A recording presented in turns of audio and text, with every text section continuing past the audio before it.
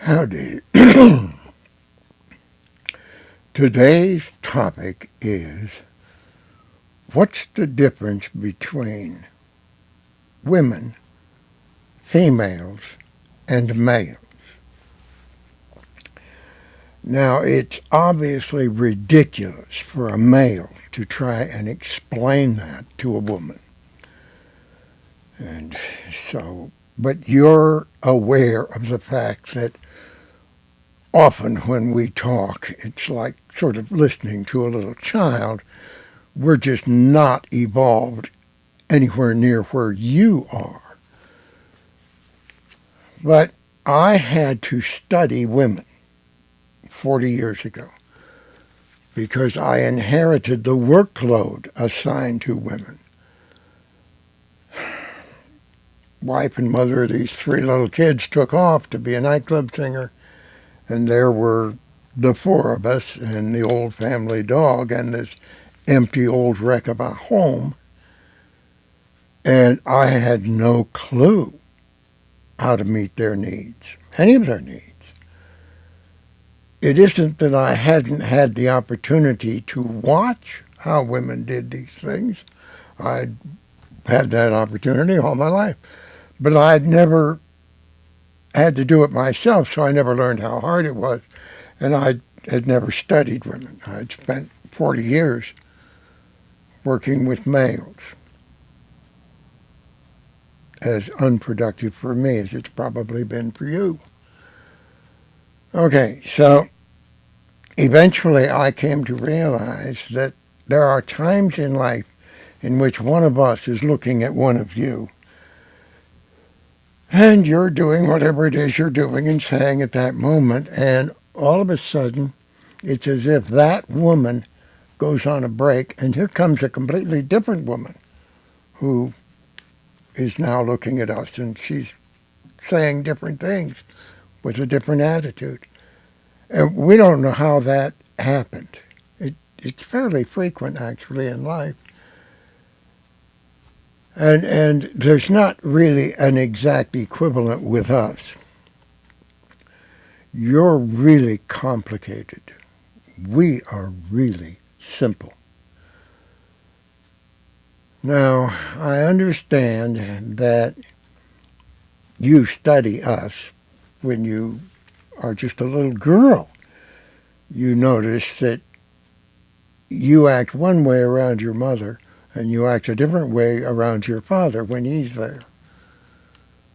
And you may have sisters or brothers, and so you may study this at different ages, but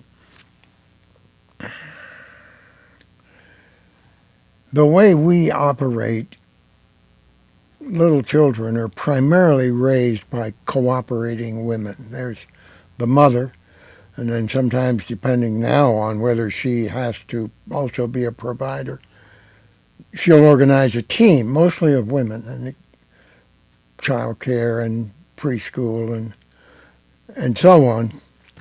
And when your body starts to change when you're 11 or 12 or 13 and you get into that transition, the puberty chaos, men suddenly become a more relevant factor in your lives. But before that, and my team is raised entirely by women, and the difference is that you all learn as little girls how to meet needs and be helpful. And none of us learn any of that.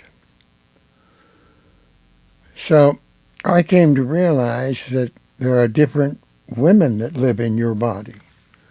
A lot of different women, and they have different language and thoughts and needs and interests and hairstyles and all kinds of differences. And that's not true of us. So I eventually also learned that there's women and there are females. There's nothing like that in us. There are no men. I've never met a man. I've only met males.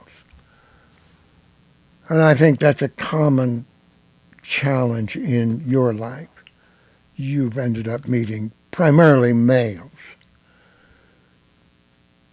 But it's much more complex to try and figure out the difference between a woman and a female.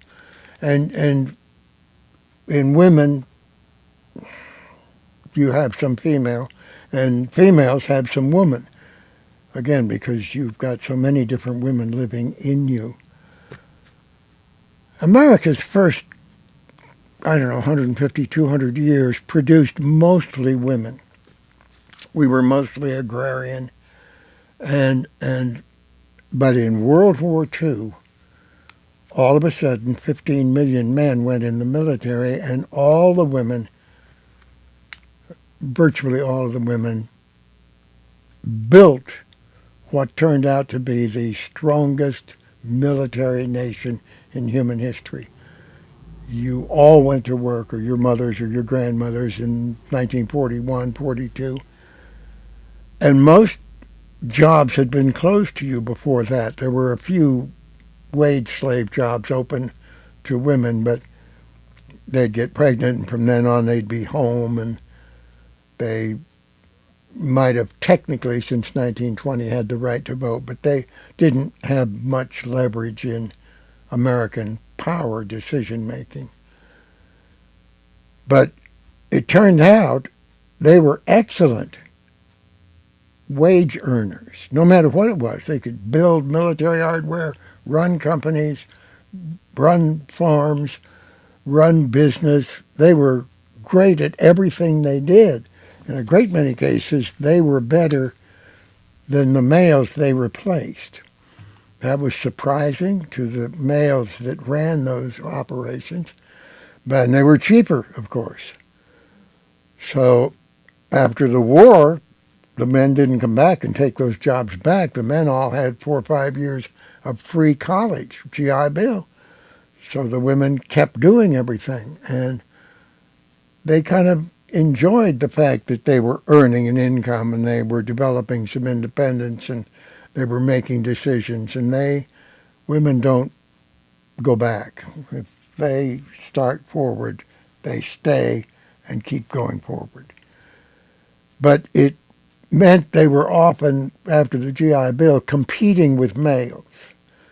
And the males making the hiring decisions would often pick lesser skilled males, and they would give various excuses like, well, he has a family. And she would look at him and say, I have a family. Why are you paying him more to do the same job I'm doing quite well?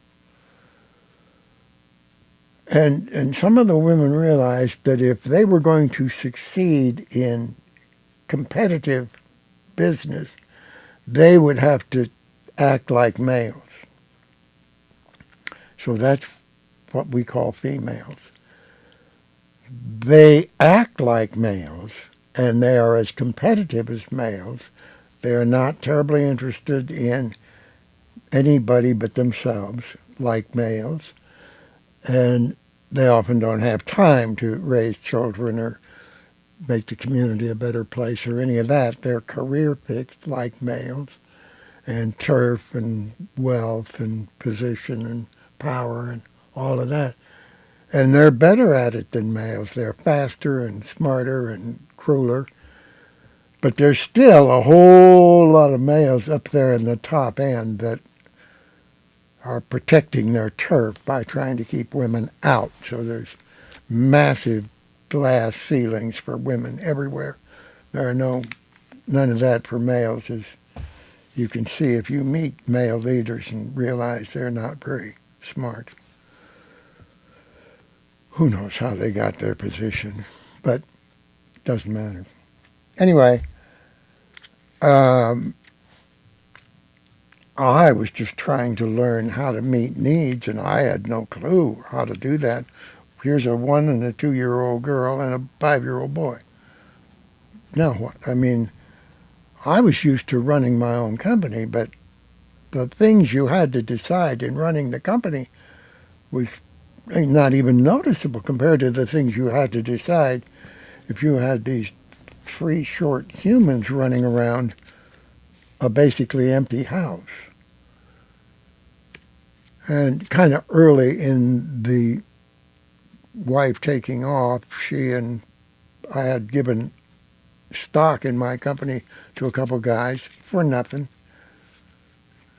to recognize their efforts, and they could add their stock together and steal the company. So we lost our company and income, and as I was faced with trying to learn how to be a mother and a nurturing human, very alien to my background, actually. And I was a failure as a woman. And we muddled along primarily because the 2-year-old daughter, as Hannah mentioned, suddenly became 32. And she was already fixed on caring for her younger sister. So, and she was used to watching out for her older brother. So she just added me because my legs were long enough to reach the pedals in the car. Anyway,